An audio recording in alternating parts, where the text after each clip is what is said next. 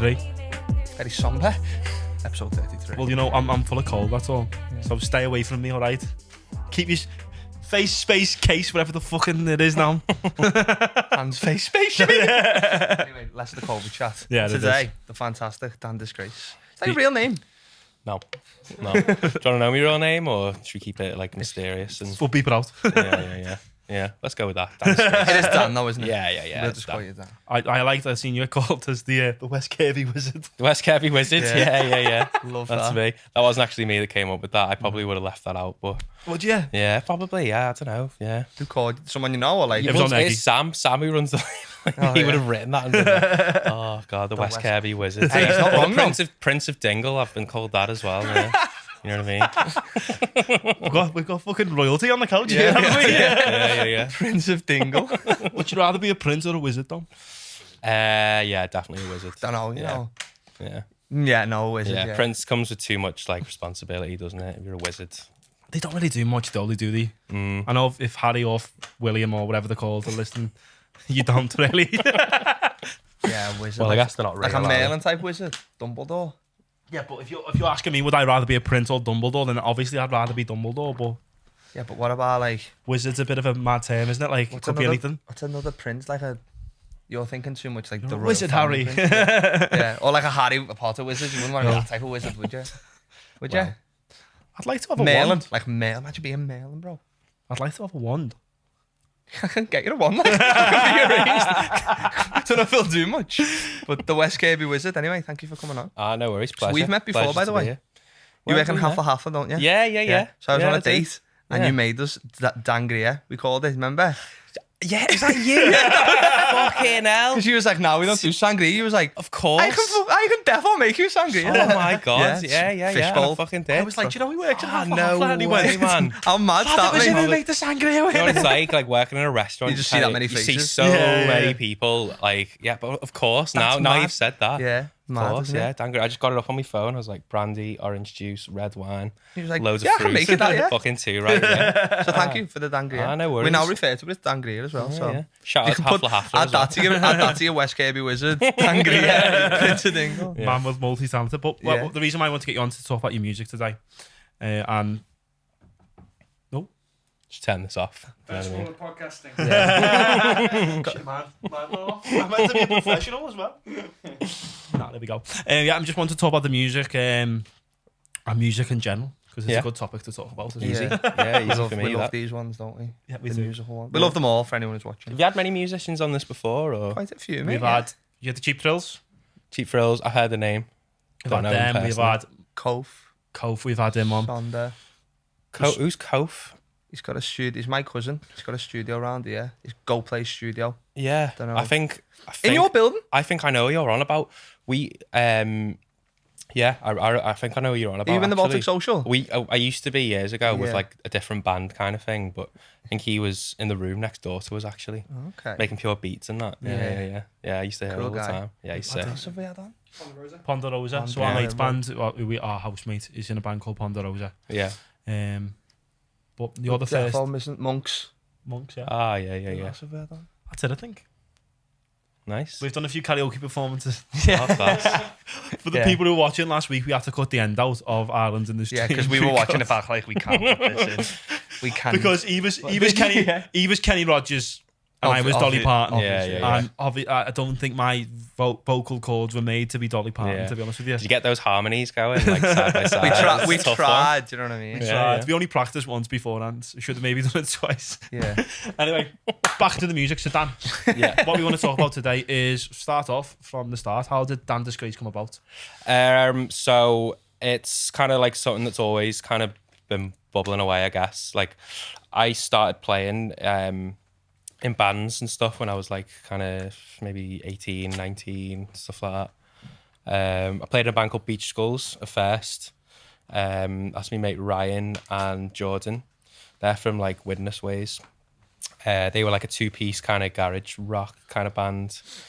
And they just needed a bass player. So I met them out in Berlin. And they asked me to be in their band, which for me was a massive deal. You know what I mean? 'Cause Yeah. they were like quite big on SoundCloud, and like I really liked their music as well. Do you know what I mean? And it was like an honor to be asked to join those guys. So I kind of cut my teeth with them, really, like just, you know, gigging, seeing how it all works, writing songs. Like Ryan, still to this day, like, you know, Ryan's like a big kind of inspiration on what I do, always has been. So yeah, kind of cut my teeth with those guys, and then thought, right, it's time to start my own band. That was called DanGria. DanGria? Yeah. Love it. Yeah. And that was cool. It was kind of like a bit more kind of what I'm doing now, like kind of synthy, poppy kind of stuff. And yeah, did that for a couple of years, and then had these Dan Disgrace songs started to kind of like bubble away. And I think, like, you know, band politics is quite a tricky one. Like it's hard being in a band for longer than a year sometimes, you know what I mean? There's different people, especially if you're all writing together and contributing. Creatively, it's difficult. It's big politics going on, you know what I mean? Everyone's got their own egos and stuff. Yeah. So that kind of just like was, you know, the cracks are starting to form on that. And then just started getting these Dan Disgrace tunes together, and like was finally kind of like in charge of my own thing, and I've loved it, to be honest. Like, yeah, it's been really good for me. I've been doing it since like 2017, so maybe like 3-4 years. 3-4 years, I'd say. Yeah. Boss mate. Yeah. So where did the name come from as well? So I wanted, and I quite like names that have like a, you know, the way the second name is like something like grim, you know, like Kurt Vile, or like even Terry Venomous, you know, or like I kind of like that edge. You know, I feel like my music doesn't have that much of an edge to it. It's not very disgraceful. Like. Exactly, it's not exactly, but I like that juxtaposition. You know what I mean? I kind of always wanted that, and it means if I wanted to be a punk artist in the future, I could quite easily blend that with the same name. You know what I mean? Yeah. You can go anyway with that name. Anyway, Anyway, I bet you if you looked at the name, you'd be like, "What the fuck? Like, can I swear on this?" Or like, what the fuck? You know, what kind of music does he make? Kind of thing. Who knows? Yeah, I actually had that when because Jay obviously put me onto your music. I was like, Dan Disgrace. I was like, wouldn't even know what to expect. Exactly. And then when I played the music, I was like, but Definitely it definitely wasn't is. Yeah, I was like, whoa. And that's good. That's what you because got. I've seen before. I read an article. We talk about Eggy Records a bit more in a minute, but it was about like a night you've done in sound or collectively. I remember looking at the name, listening to a few, but your name just stuck out because like I can't remember any other bands or artists. Yeah. But just seeing Dan Disgrace, I thought, I'll give that a listen. That's cool. Yeah. No, I always thought, like, when I was thinking of the name, I was looking at it, and you're like, aesthetically, you do have to, when you're thinking of a name for something, you do have to think about how it would look like on a t-shirt or on vinyl. Like, it doesn't matter what it says, you know, as long as it kind of looks good. Yeah. Like, you got to kind of factor that in as well, haven't you? I guess a little bit. Got to play the long game with a name. Exactly. That's it. I wanted a name that I knew I could be. Like, I'll be Dan Disgrace when I'm fucking 50. You know what I mean? Like, that's the plan. Is like I wanted a project that wasn't just like a little 2-year free thing. Like, I want to have like a big discography behind me when I go, and also like I've only really started putting out EPs and albums and stuff, and I want to kind of do. I want the ball to keep rolling. You know what I mean? Like, it does my head in when artists like just don't release music. You know, they're kind of like caught up in their own hype, and they're all just like, you know, worried about what. But like, I'm just like, get the first thing out the way, and then just year after year, just keep them coming. Because when I get into an artist, I immediately go back through their discography, and if there's not much to go on, then you know, in these early years as well, you want to be putting all that stuff out. You don't want to be holding on to it, because in a year or two's time, you're a different person, you're a different artist, you're making different music. So you may as well just get it out now and just be done with it. You know what I mean? Draw a line under it, kind of thing. It's like at the minute though, I'd say like sort of, say going like the 80s, 90s, 70s, whatever. Like, it was a lot more sort of based on releasing music, wasn't it? Whereas now it's a lot more about touring, isn't it? There's bands who bring out one album, tour really good, and you're like, can't wait for the next album, and you sat there waiting for 3 years. Yeah, exactly. And then there's people who are bringing music out continuously, and are getting these big tours. Do you know what I mean? So I guess like I know that's another thing with bands as well. It's like, especially bands who are like, you know, a bigger level than I'm at. You know, they're generally touring quite a lot, because that's how they make the money. Yeah, because they can tour because they've got fans all over the UK. So they're kind of like stuck to, you know, going into a studio and having to like write an album, you know, kind of within a few weeks or whatever. It's hard. So, but I record at home, so it's easy for me, you know. I just do it at home. It's dead easy. I've got like no stress. Do you master, mix it, everything? Yeah, I don't master it. Yeah. Mastering's like its own thing, really. Like you can't really master your own music at home. You have to send it to like a pro. You know what I mean? Someone who's got proper hardware and knows what they're doing and stuff like that. You can do it at home if you want, but you wouldn't get what you want from it. If you're gonna make your own music, like lo-fi music, you're best doing it all on your own. Yeah. And then paying good money to get it mastered, because you know they know what they're doing with like, because all you're doing really is sending over like a WAV file, you know, and then the mastering engineer is gonna elevate what you've sent them even more. They're not really gonna change it. They're just gonna kind of make it radio ready, or make it ready to go on Spotify, or even for pressing vinyls or anything like that. You know what I mean? Awesome. But yeah, I mix it all on my own. Yeah, I mix it, draw a line under it, send it to the mastering guy. That's the bang. And then out it comes, yeah. Out in HMV the week after. Exactly. Yeah. So going to one question I want to ask you. So you've been with bands. What's it like making that transition to working individually from bands? Has it been difficult? Has it been beneficial? Well, I was always doing it on the side anyway. Yeah. I think I remember like first, like my ex-girlfriend had a MacBook with GarageBand on it.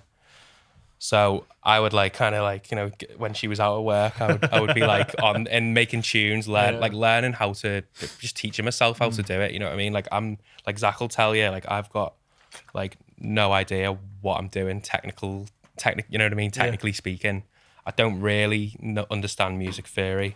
So do you not think you could show someone what you're doing? Nah, not really. No. I have to like, you know, I've got friends that do know what they're talking about. Yeah. And they'll say to me like, oh, you know, like I'll show them on the piano how the song goes. Yeah.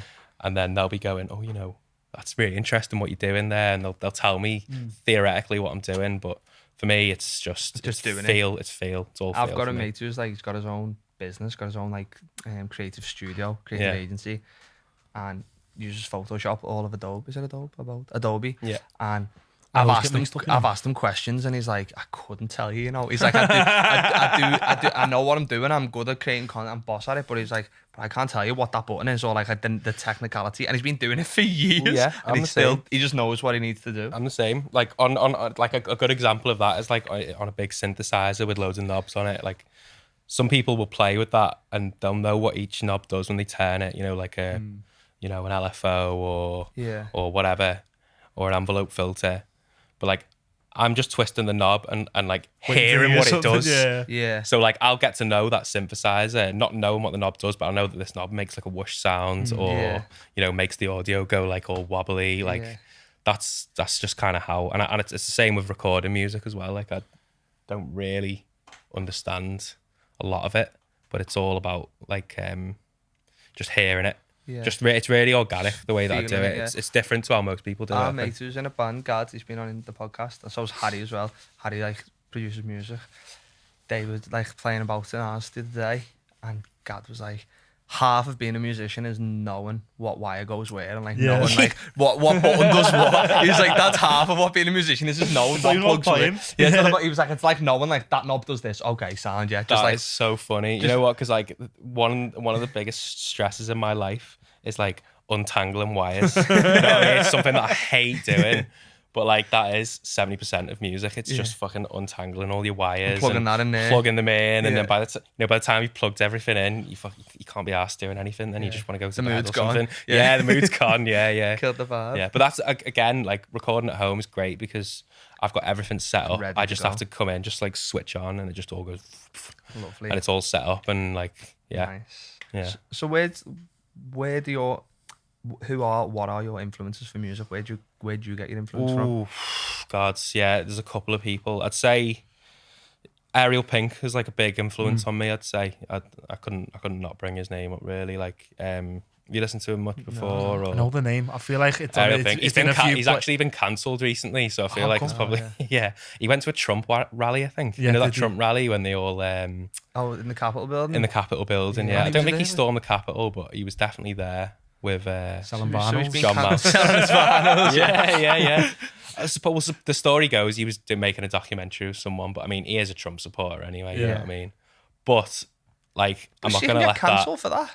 Well, I mean that's the big debate. Like his label have dropped him Because he was a Trump supporter. But they haven't released the rights to his music, so they're still taking all the money from his music. But they've like dusted their hands of him and been like, well, I guess indie music is very left wing, isn't it? Generally, you know what I mean? It's kind of like, so for someone who supports Trump, there's not really a place for them. The teeth, isn't it? Yeah. It's very true, actually. But yeah, Ariel Pink's definitely like it's like if you listen to his music, you'll hear a lot of my sound in there. I think that's kind of I like lo-fi, kind of like really good like poppy like hooks, bit like wacky in places. Like so he's one. I'd say Dean Blunt is another artist I really like at the moment. He's again, like in the kind of lo-fi world, really kind of arty and strange, but yeah, some really nice. Yeah, anything with like a good hook, you know what I mean? I'm hooked. You know what I mean? Proofs in the pudding. Yeah, all like obviously all the Beatles stuff from years gone by, like Carole King. Carole King, man, like I'll never ever forget when I first heard the Tapestry. My mate said the best album or best artist ever is Carole King. Yeah. I was like, come on. I hadn't been listening to that much, and I listened and I was like, it was Chambers actually. Yeah. And I was like, you know what? She is very, very good. Like so good. Like she'll come up good in our section later on. Oh, nice. Just you wait. Nice. Yeah. But yeah, I was going to say this. So going back to actually the recording and releasing, how did you get involved with Eggy Records? Tell people about what Eggy Records is for people who don't know. So, plug away. Eggy Records, from what I understand, I remember like first hearing about Eggy, but Eggy's like basically based. They're kind of, you know, a record label for wolves, basically. Yeah. Like there are a few Scousers on there, but I think it was set up by Sam and Hoggy, who are big fat wolves. And the idea was kind of like just, you know, I think Sam used to be in a band called Joe Mary, who are fucking amazing. Shout out to Joe Mary, my God, back in the day. And I guess Sam just wanted something to release his music on, and so then Hoggy comes into the fold because he kind of like works in the industry a little bit, and I think the pair of them just kind of like joined forces, created Eggy Records as just like an independent kind of collective, you know. It's not really like a record label in the sense that like most record labels run. They just give a platform for like people to release stuff on, which I think if you're an artist and you haven't got that, you can feel quite alone, you know. So I think I just sent my, like I didn't really know Sam or Hoggy before, so I just sent them Mush Clouds it was on Instagram, and Hoggy got back to me and he's just like, yeah, that's fucking sick. So yeah, the West Kirkby Wizard. We met up in the pub and just like said, yeah, I've got tunes for days, and here we are a couple of years later. And has it made the process a lot easier for you working with them, or? Yeah, definitely. I mean, I'm not really interested in like the business side. Yeah, that stuff just turns me off, to be honest, man. Like it's the best and worst business in the world. Exactly. And going through like the thing with Beach Skulls, because we were signed to a label called Punk Slime, who are based in Sweden. Yeah. And so I kind of got to know a little bit how the industry works. You know, it's all like publishing and this and that, and you know, it's, for me, that just kind of like is a bit of a turn off. I get that it helps. Give me the guitar, if you're an artist and you want to go for all that, then you know, fair play. But for me right now, it just doesn't really interest me. My only interest is just like creating music, putting it out like onto the next thing, and I don't really care what anyone thinks. Do you know what I mean? Like a lot of people will probably shake their heads. You know, a lot of people in the industry will probably like listen to how I'm talking now and be like, oh, you know, he fucking, you know, he's just what works one for of you, those typical guys. Exactly. And like, I'm just, you know, my mental health would probably struggle a little bit if I was thrown in, taken to the next level, big tours. Yeah. I don't think my music really, like, don't know. I just don't think it's my place right now. You know what I mean? Yeah. I kind of want to just be the unsung hero. You know what I mean? The underground wizard. Exactly. Yeah. You know, there might be a time where that comes around, but right now I'm happy doing what I'm doing. Yeah. Like all I ever wanted was to have a platform. Yeah. To release music where some people gave a shit about it. Yeah. And I've got that. So in my head, it's That's like, nice, though. I'm done. You know what I mean? I've made it. I know, because it can be very like egotistic, isn't it? Like music, and like people want to be the top and they'll do whatever they can. Whereas if you don't care, if you're like, I just want to release music. Exactly. For the love of music. It's dead simple. It's dead simple for me. Like, I'm not like anti all that stuff. It's just... It's part of the industry, isn't it? I'm just not interested in it. Yeah. Do you know what I mean? And it makes me cringe, certain people that see, and I'm just like, oh, just want, you know, just strip it back, get it back to basics. It's like, it's all about... It's all about your brand, and it's all about like faking it till you make it almost, you know what I mean? It's not about the music. Sometimes with some band, like... It becomes less about the music, doesn't it? I hear people like yourself, people... trying to think something at the top of my head. Well, people in Liverpool, for example, like stuff like Monks and the Sonder, they're not big within the country, like they're slightly big in the city, but you're like... They could be a lot bigger, obviously, if they wanted to, but it's more about the music, and they want to just make what they want. And then if you are working with record labels and that, they put these sort of, that's the word I'm looking for, your sort of like creative switch off. They just switch it off completely. Yeah, and it's definitely. Like, we'll make you something, but it's not going to be the way you want to do it. Yeah. But I was doing fit a mold. Yeah, to fit a mold. But it's the way you're doing it. It's the way I want to do it, and if it brings success, it will. Do you know what I mean? I feel like I have total freedom because Creative I know control, that I haven't got a huge audience, you know. To like that I have to please, you know what I mean? Yeah. So I feel like I can literally just make whatever I want, and I've been really enjoying it, you know what I mean? It must be a mad headspace to be in, to be like, to not to be thinking about making music for someone else, like to be like, oh, this isn't, having your audience in mind. That must be a mad headspace to be like, I'm thinking about like, let's say a writer is writing a film for an audience, or like any artist is creating for someone else rather than creating what you want to create. Yeah. That must be a mad point in your life. I guess when money comes into it, that'll definitely change everything. You know, all of a sudden, say, you know, hypothetically, if I get like swiped up by this label now, and all of a sudden they just sink in like, you know, 50k to get me in advance. You know, it'd be nice, don't get me wrong. I'm not against that. Going on record to say, I'm not saying no. But like, say that happens, I really think that would change how I kind of write. You know, if I wanted to do like a stupid bit in a song, you're like, no, I would be like, oh, you know, maybe like the Suits in The Office probably wouldn't like that. You know what I mean? And like having that kind of like, you know, having that kind of friction between would be quite stressful, I think. So, So you saying that you're quite free with your music. Where do you want to take Dan Disgrace? Like, where do you like? Is there anything you have planned for the future, or anything like that? Oh, I think there's talk. I'm going to America. To be honest, next year. Yeah. I don't know whether I should talk about that too much yet, but I might be going on tour with someone. Oh yeah. Nice. As a support act, amazing. Basically in America. So we'll be going like South by Southwest and New York and LA and all that kind of stuff. Amazing, so like that'll be cool if that happens, you know. Good creatively for yourself. Imagine if that didn't happen now.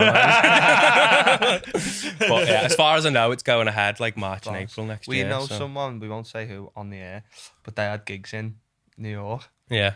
And you need all sorts of visas to play in America and get working visas, and they couldn't get them in time, so they just took all the stuff over in suitcases and then just played gigs in New York. And they said it was a belter, but like they had like everyone there took like an extra suitcase with stuff in. They had to rent like guitars while they were over there, because by the time they said they couldn't have even applied for the visas in time, but from when it come about, so they had to literally blag it. Yeah. I won't say who, but where there's a will, there's a way. That's it. Well, I mean, we haven't even sorted all that stuff yet. So, and with Brexit, I don't know what's going to happen. I think it's like if you're forgot about Brexit. No. There's been that much going on. God, you need another fucking podcast for that, wouldn't you? No. Well, I seen today apparently, if you're an artist in Africa, you have more free.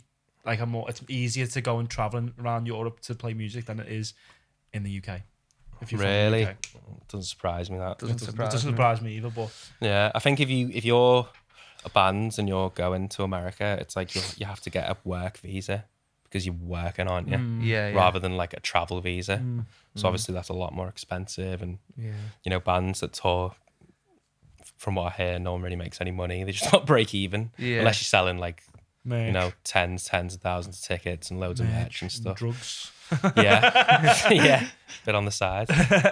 So going to actual releases, so Nightmare Music was 7-track album, come out, was it last year? Yeah. It was meant to be an EP and it just kept getting bigger and bigger. I just like had all this backlog of, I was saying to you before, wasn't I? It's like, I feel like Nightmare Music was kind of just like a collection of all these songs I've been writing from the very beginning of Dan Disgrace. Yeah. So I think Commission was the first song I ever did. First song I wrote. It is a good song. I'm actually really proud of that. Yeah, like I love it. Is that your favourite? Would you? I'd say it's funny because when I was making it, I was listening to it thinking, who the fuck's gonna like this? You know, like, this is crap. We do.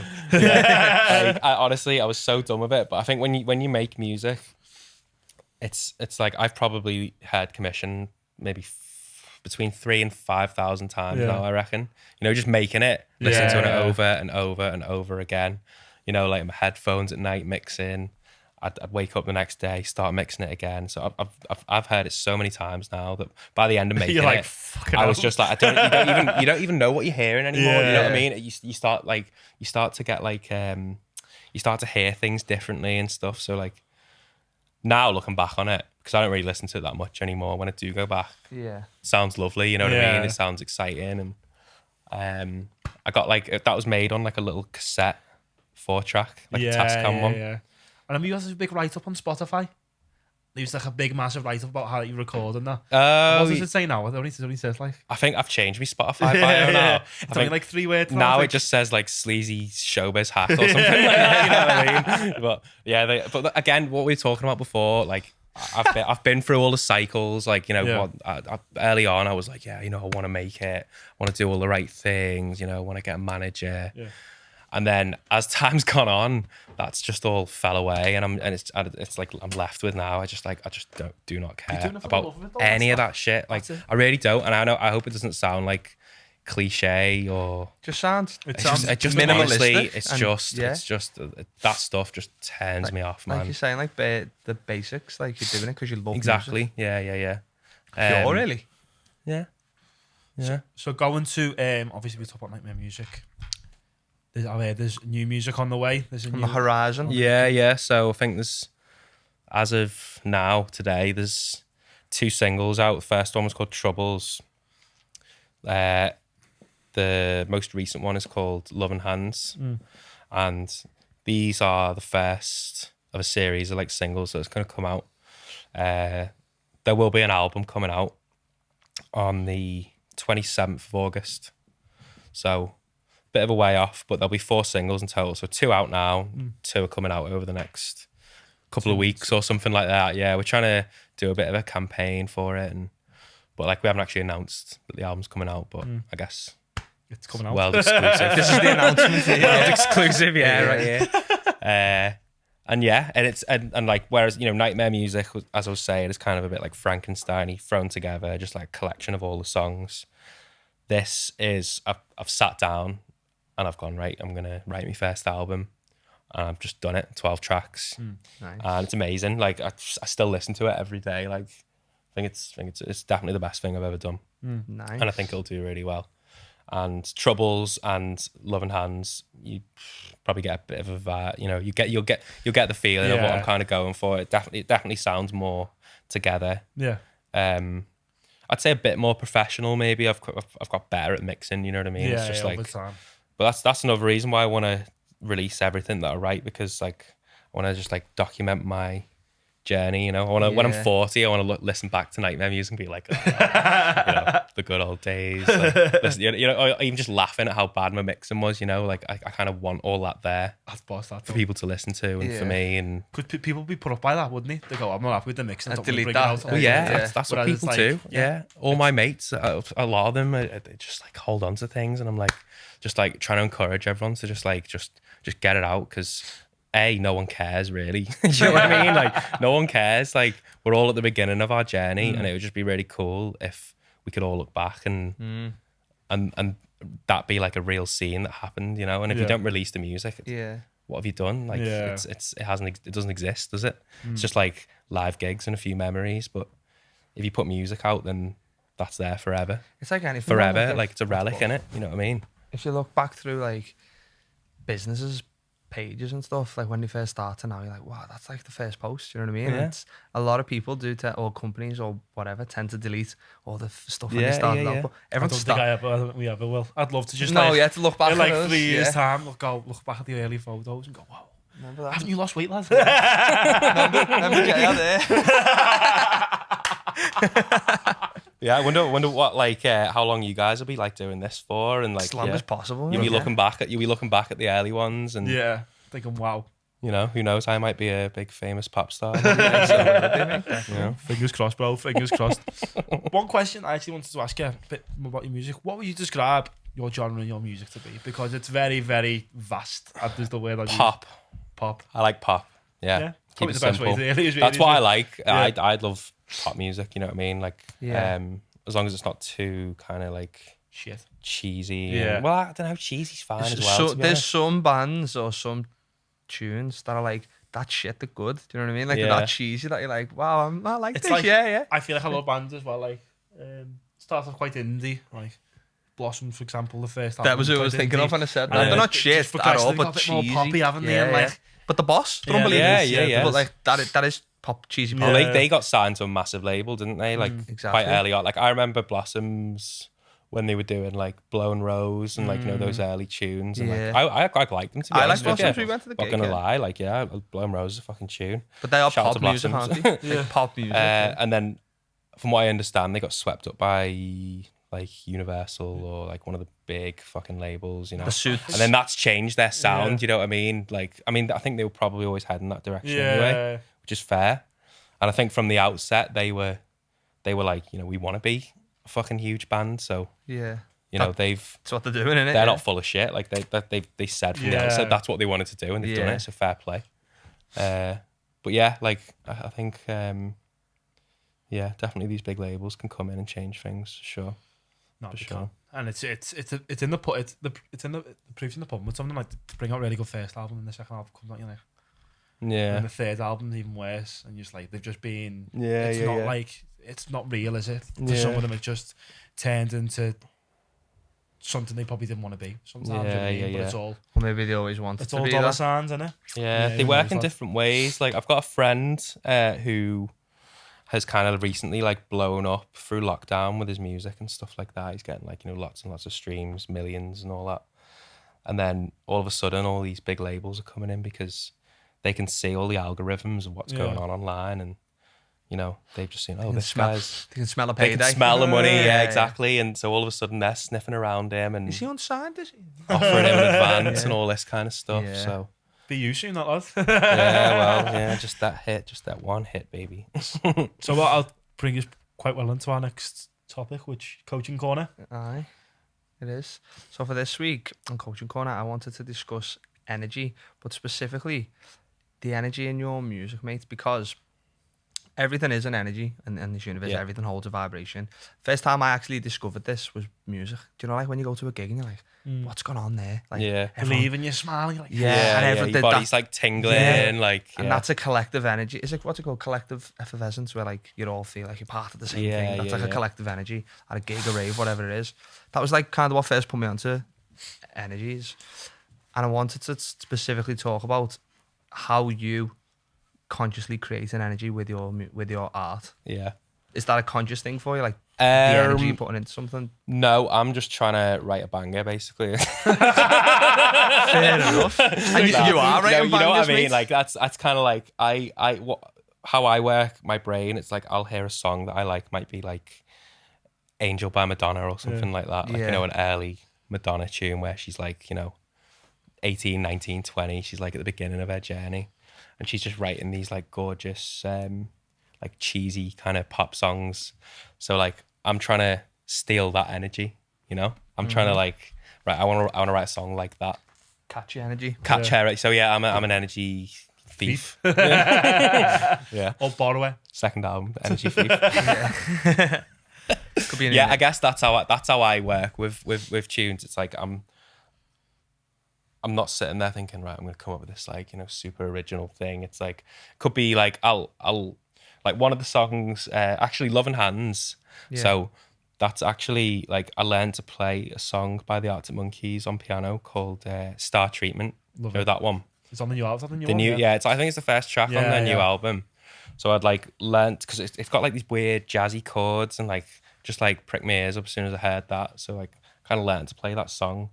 So then I know these like chords from that song, and then all of a sudden like Loving Hands comes out of me just basically using those chords but arranging them in a different way and coming up with something completely different. Like I bet you if you sat those songs side by side and said like I'd basically ripped off Star Treatment, that you couldn't tell, because like it's a completely different rhythm.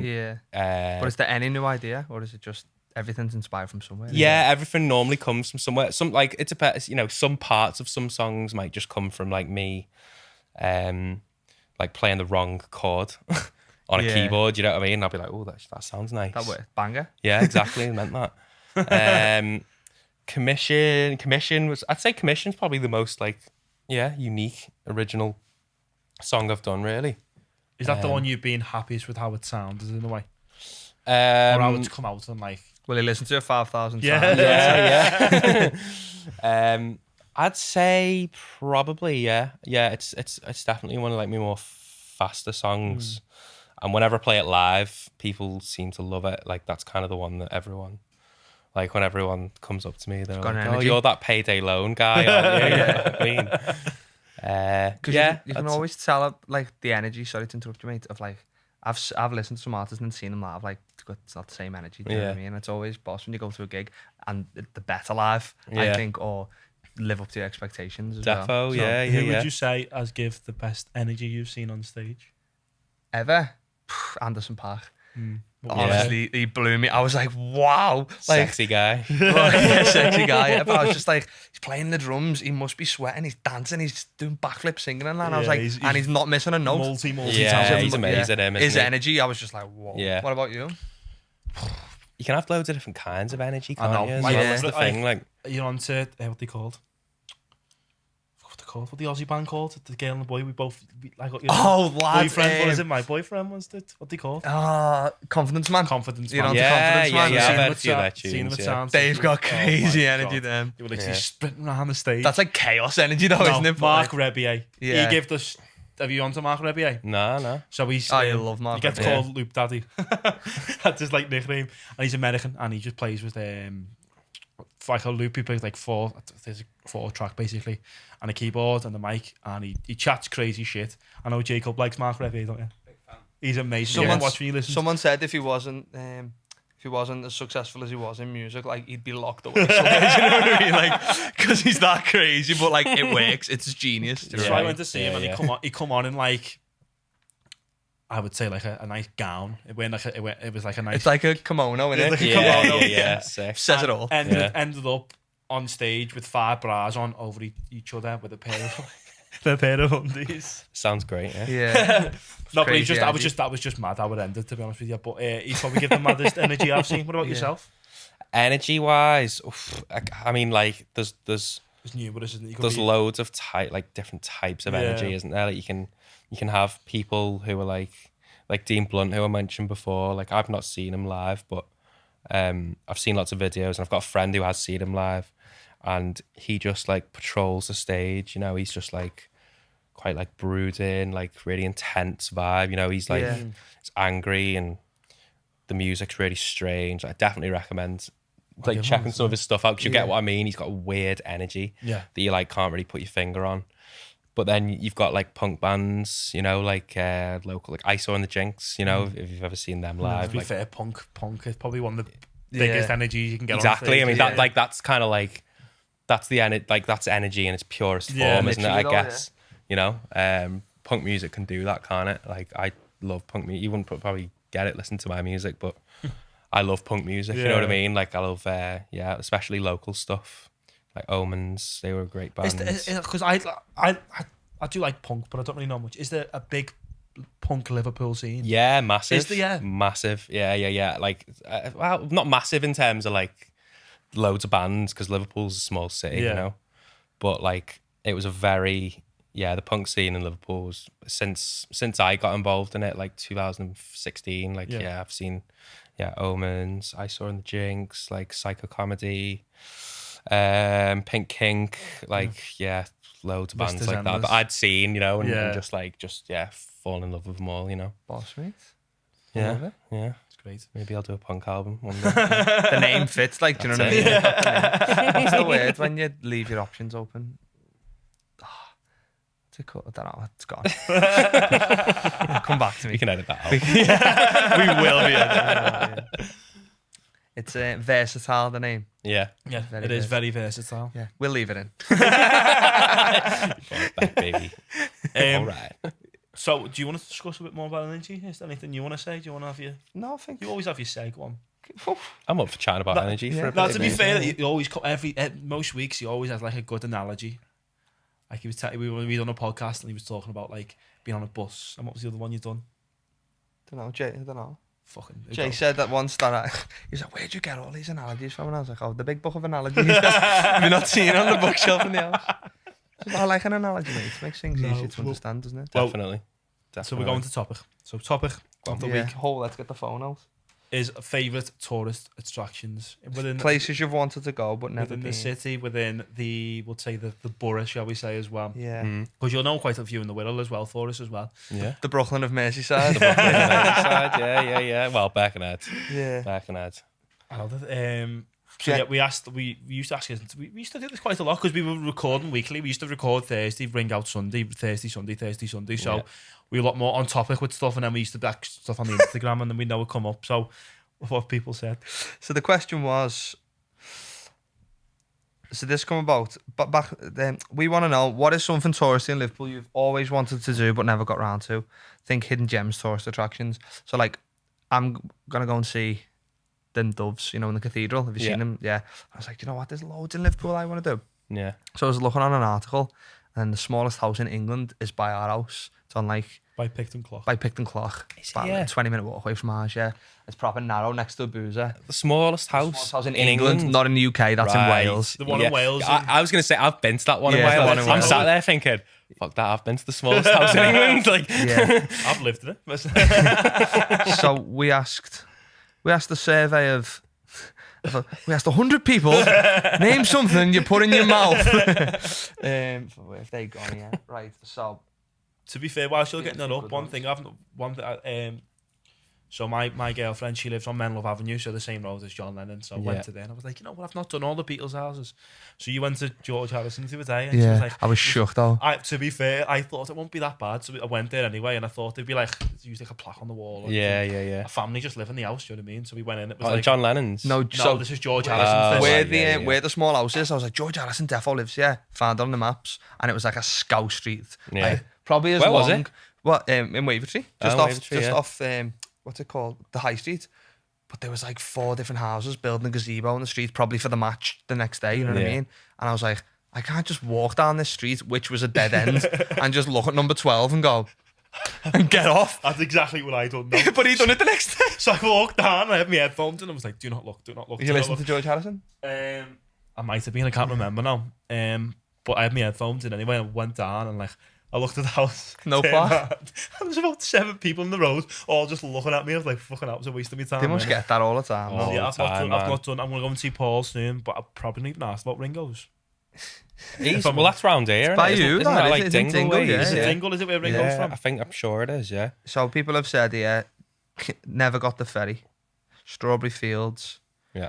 That lava bed. Strawberry Fields isn't much though. It's only the gates. I was going to say that was going to be my. I've never been to There's Strawberry always Fields. people getting photos outside to be Strawberry fair, Fields. I've heard it's just a fucking field. But it's only the gates now, because it used to be It was a care home. It was a care home, wasn't it? And they've done something with it now. I think it's like kids can go there and that, but it's not really like. I wouldn't be saying like go out your way to go and see. Do you know what I mean? If you're in the area. Also, there's right back, not far from there, is where they got Eleanor Rigby. There's a grave with Eleanor Rigby on it. Yeah, That's in how the they got the church, song. She's buried along with her name apparently as well. Live Bird 360. That's a good one. I've done that. You're onto that. You go upstairs and you go up the live building. It's like a museum tour of the live building basically, and then you go inside the clock. I don't know, with my dad for his birthday actually. Remember that day, mate? He was proper pissed. Oh yeah, you should plot it.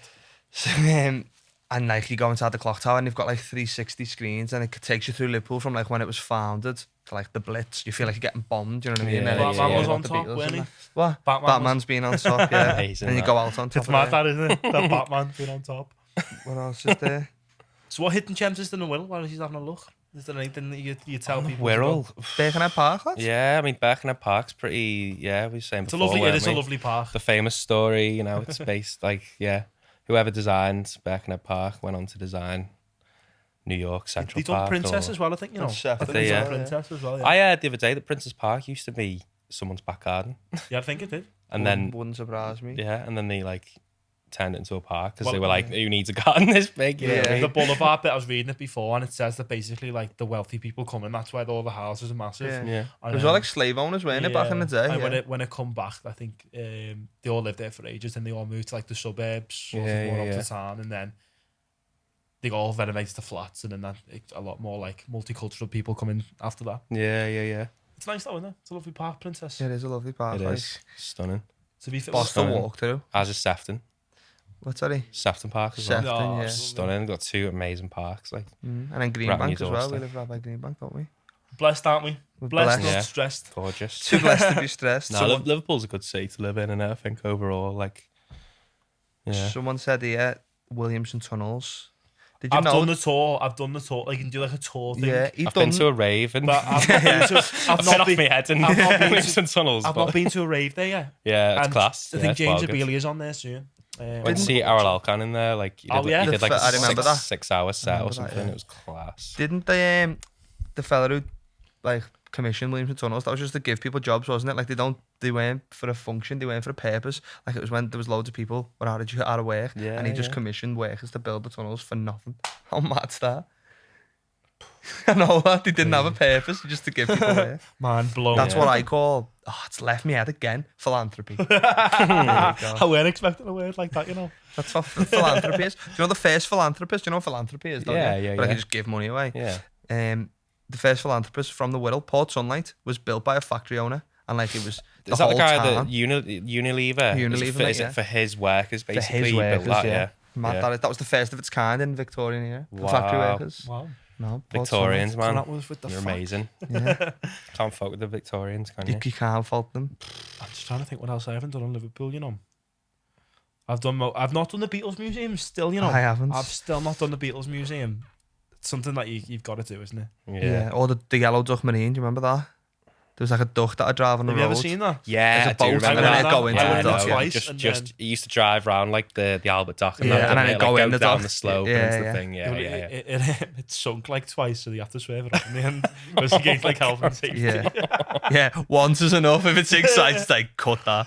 Cut the I funding. remember like I think like Facebook or like social media was around at the time, and it was like the duck sunk, and everyone was like, "Fucking hell, who'd think the duck would sunk?" And then it happened again. I think it must have happened 3 times, and they were like, Yeah, it's time for that to go, mate. "Yeah." It was all at once as well. It'd been around for years, and then it just all of a sudden sunk 3 times. Yeah, it served its purpose.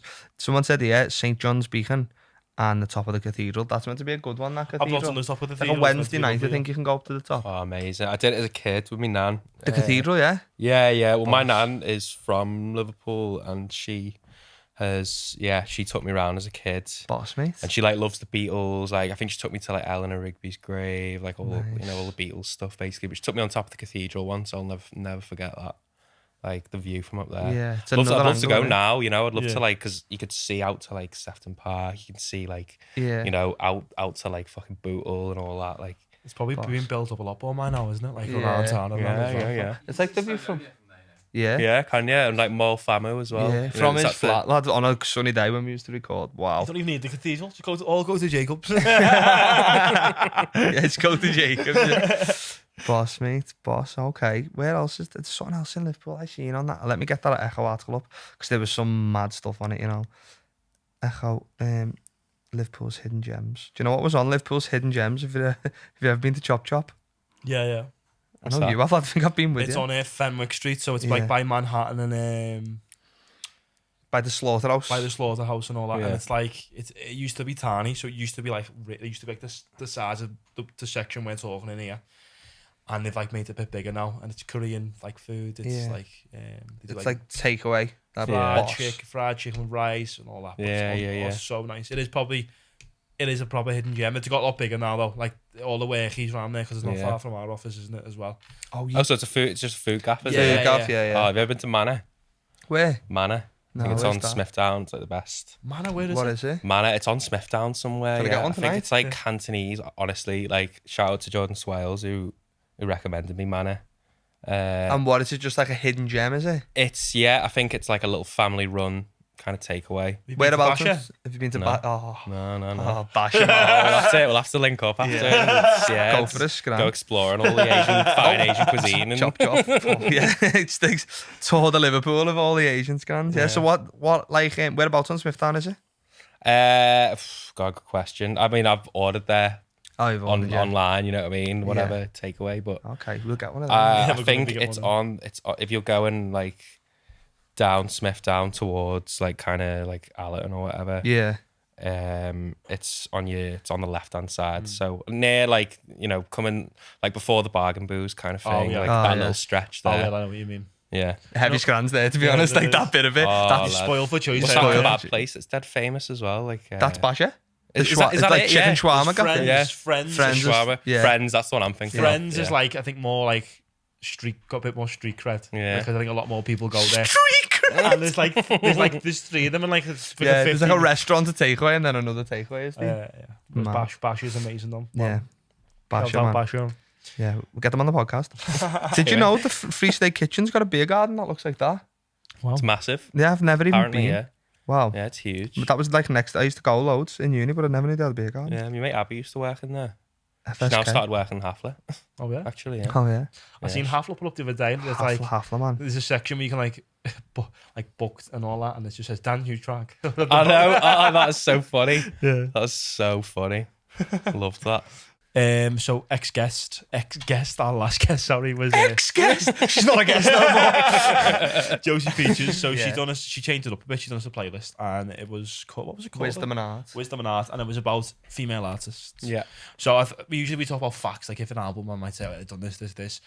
But it's the best thing we can say is to listen to it, and because it was amazing. I listened to that on my walk to see the playlist. House, the playlist. Yeah, I had a little listen to it as well. You sent it across. Yeah, there's some good stuff on there, man. The theme was like all female fronted bands or female artists. Yeah. Because Minerva is the goddess of wisdom and art. So it's all goddesses. She thought a lot into it. I respect and admire it. Yeah. Done a research. Yeah, a lot of research. Yeah. So what I wanted to discuss before we ask you about your album is who our favourite female artists are. Favourite female artists? Well, I'll have to say Carole King. Yeah. Madonna. Yeah, Madonna, all the big kind of pop stuff from back in the day. Contemporary stuff, I like Kate Le Bon, Jessica Pratt. People along those kind of lines, really. Let's go with those. I think probably current, my favourites. You can't not like Dua Lipa. I'm going to Primavera next year, actually. I am. Weekend too. I'll see you there. So Dua Lipa's playing, isn't she? I can't fucking wait for that. It's so good. There's a band called, I don't know if you've heard them, called Los Bichos. I've seen that name everywhere. I think they used really to... good, really good. I've heard they're really good. My mate used to run a cassette, like Black Hand cassette. It was like a mini cassette label. And they used to release their music like when they were first going. Los Bichos. Yeah, I remember that name. How can you forget that name? The Bitches name. Amazing. They're probably one of my favourite contemporary ones. I remember you heard Tash Sultana. She's an Aussie one. No. I watched it. She's done a live cover of Electric Feel. That's what got me. It's on Triple J, and it's unbelievable. Yeah. She plays like she must have about fucking 15 loops on the go, and she just plays with one guitar, but she's ridiculously good. She's so good. But sort of me older stuff, I like me pop as well. Yeah, like I love all that kind of like ABBA, early 80s. Well, yeah, I mean ABBA. How can you not like ABBA? You know what I mean? Who doesn't like ABBA? Do you know what I mean? When you meet someone who says, "Oh, I'm not into ABBA," be like, "What? Like how?" Like, but my mum always says like they were cheesy as fuck back in the day. ABBA, like people at the time were like, these are cringy, but like that's why they're so good. Yeah, because the cheese so good. They're so good. Have you seen that new series that's on Netflix? It's like about pop music. No, it's really good. It's like is it about the track? Is it saying about the actual track? So and have they done one with Kevin Parker, or am I thinking it's no, it's a different thing. So it's like 7 episodes, and it's obviously all about pop music. So the first episode is called the Boys to Men Effect. So like Boys to Men were like the first kind of like they were like a black R&B band. And basically that because of the back of their success in like urban music, which like then filtered into like kind of generic white pop music. That's when you get the likes of NSYNC and like all the other like X. So you know, like X Factor, they would always do like boys to men songs, like One Direction. Exactly. So like Boys to Men, basically like the first of Built that. the bridge for that. Exactly. Yeah. Which I like another thing that I'm interested in music is people who like pioneer a certain sound, like you know, like Kraftwerk or like Aphex Twin, or like you know, like anyone that pioneers any kind of sound. That's like I'm all about that. But this Netflix thing, it's like so. The first episode kind of it's about boys to men, but not really. You know, it then goes off and talks about how So each episode, one of the episodes is about like Swedish pop writers. Yeah. So then like ABBA come into it, and you've got like Max Martin, Max Martin's written like he did like all of Britney Spears' early stuff. Oh really? Yeah. Like he wrote like California Girls, you know, that Katy Perry song. He did all of Katy Perry's stuff. He's written lots. Pop, so the Swedes are on it. Like they're amazing. But yeah, I'd highly recommend watching that. What's it called? I don't know. It's pop. It's something pop. Yeah. But it's on Netflix. Like music. It's like a series, maybe 6-7 episods. You'll love it. Do you know why I love it at the minute? Have you listened to Jessie Ware's new album? No. That's good. Give it a go. When Gad said Jessie Ware to me, I was thinking of Jess Glynn, and I was like, Jessie Ware's got a decent album. And in my head, I was confused, so I listened to the whole album. Gad said it was probably his best album of 2020. It's unbelievable. Who produced it? I need to get the facts. Jessie Ware. Jessie Ware. I can't think of any. I've probably pull that up heard. for me, Jamie. Yeah, get us a little tinny. Pull it up, Jamie. What's it called? The album? Don't know that. Jessie Ware's most previous album. That playlist you sent over had a bit of Maggie Rogers on it. Maggie Rogers, amazing. Yeah. Well, Jessie got me onto Maggie Rogers. Yeah, this girl I know got me onto Maggie Rogers. Like, love it. Love that album cover as well. With like she's got like the it's like the blue background, with like a red coat, kind of like open. Yeah. Oh, What's Your Pleasure? That's the album. Who produced it? Let me find this on here. James Ford. So he's worked with like Arctic Monkeys, Depeche Mode. Foals, Gorillaz, Klaxons. Like it's a serious album. I'd recommend listening to that. Jessie Ware, go ahead. That was a good. Yeah, but she wouldn't be my favourite female. Not Etta James, Nina Simone. Sometimes when I'm in the shower, I am Nina Simone on tour. God. Cue 5 or 6 tunes. So good. Yeah, that tune, like I Love You Porgy, it's called. Something like that. It's I Love You Porgy. He only plays I Love You Porgy, I think. Cinnamon on repeat. No, but Nina Simone, I love like heavy gear that. Yeah, proper heavy. It's good. To be, I can hit the notes as well. Yeah, I quite like a lot of female DJs. So you say you've done Orla before, like Peggy Goo, and who else is there? I'm trying to think of people now. Oh, Shanty Celeste, or people like that. Nicole Mordeber. The women DJs are better than some of the male DJs now at the minute. Like, there's abundance, like Honey Dijon and everything like that. Yeah, abundance. So shout out to all our females. Exactly. Yeah, like it's shit, man. Like there's a big. Really, I've been like, I don't know. I guess in like in my world, which is like kind of indie music, it's just dominated by like males, by men, and it just seems like a lot of women are kind of getting like pushed out, which is obviously not how it should be. There seems to be an up and coming like female DJ scene in Liverpool. Definitely. Which is good. I think everything. Positive. I think it's just like a fight back, isn't it? It's the same with like the kind of BLM movement and so all these inequalities are getting addressed, which is positive. A good thing, I think. Yeah. All for that. So what's your album, by the way? We haven't said that. So my album is called Light Entertainment for Strange Times. Okay. A bit of a mouthful. By whom? Oh shit. I thought you meant my album. Is that what your album? Yeah, we can edit that out. But we'll get on to that. My album of the week. Yes. Right, okay. I think it stays. Light Entertainment for Strange Times, that's it. I'm sticking with that. My album of the week is my upcoming album, which isn't out. Listen to it. My actual album of the week. Let's go with Dean Blunt, Black Metal 2. Okay. Yeah, came out a couple of weeks ago. Weeks, yeah. Nice. Yeah, a few weeks ago. Yeah. Fresh. There was a Black Metal 1, which came out in 2014, and it's just as good as that. I'd say, if not better. Perfect. Okay. Yeah. Black Metal 2 might be a bit like heavy and a bit weird. Sketamine. Yeah. Or do you like it? Bit heavy and a bit weird, maybe, but like really interesting. I think. Like, yeah, he's one of my favorites. Oh, I can't wait to give it a listen. Is he English? Where's he is English. Yeah. There's a lot of mystery going around, mystique, whatever you call it. Spotify bio: Hackney, London. Yeah, he's interesting. Like he's spreading across all different genres. You know, like he's okay. He makes like kind of really delicate indie music, but then he makes like he's got this other project called Baby Father, which is like booming hip hop. You know what I mean? But I think it's almost like he's taking the piss out of hip hop. Yeah. Do you know what I mean? It's like almost like a comment on a parody, but it's very serious at the same time. Like he's created a character called Baby Father. You know, like what a ridiculous name for a rapper.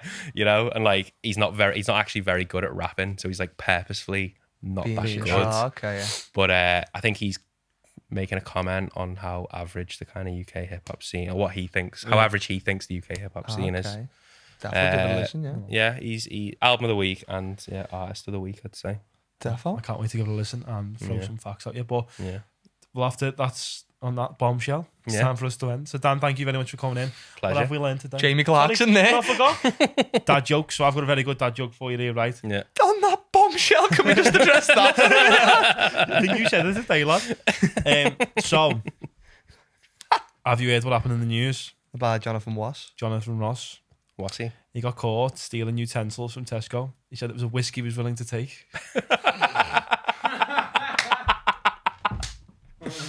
That's a good one, there. You got any for us? I was going to use that one. Have you got any dad jokes for us? Or any jokes with the book? Nah, I don't think so. I'm not really. I'm not like. Nah. That'll do. Nah, It was a good one to end. I haven't got any jokes. You're not thinking, nah. So, Dan, thank you very much for coming on, mate. It's been good. It's good. You know, it's boss doing this because I listen to people's music and I go, I can actually meet these people. Yeah. And have a conversation with them. And I'm like, and talk about music. And like, if I met you in a pub, we wouldn't talk like this. Yeah. Like, I like your music. You're like, nice one. That's nice. I've never done anything like this before. So it's like a kind of in-depth kind of thing. Analysis. Like, exactly. Yeah. It's nice. good. It's great for me to have that platform to meet people and obviously to give people the platform to actually talk and be a bit more open with themselves. Exactly. So, Yeah. I'm so excited for the new album, which is called Light Entertainment for Strange Times, 27th of August on Eggy Records. Go check it out. Go check out the singles. You're going to play us out, aren't you? All that stuff, and I'll play us a little tune. which is going to be Loving Hands, which is the most recent single. Lovely. Good track. And thank you very much again, Dan. And very excited. Cue the music. Right, here we go.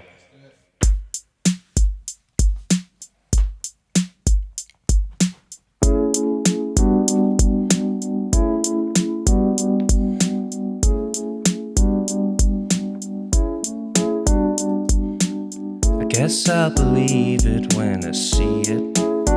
My babe's going out tonight. You better get ready for your show in the morning. Ba-da-ba-ba. Stay in tonight.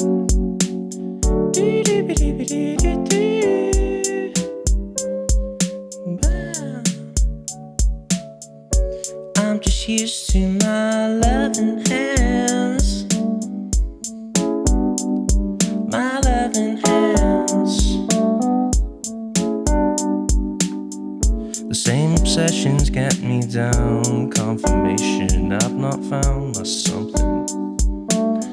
You better get ready for your show in the morning. Ba-da-ba-ba. Stay in tonight.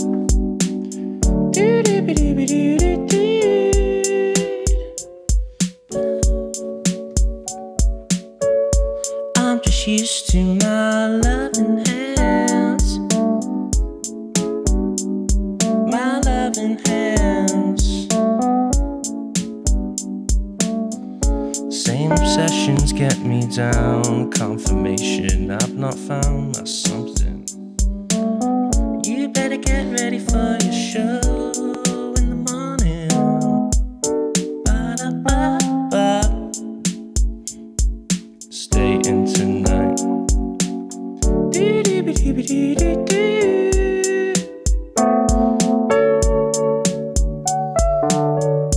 I'm just used to my loving hands. My loving hands. I'm just used to my loving hands. My loving hands. Please don't miss me. You promise you won't kiss me if you stay in tonight.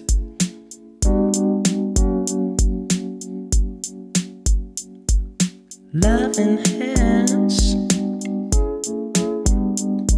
My loving hands. I'm just used to my loving hands. My loving hands.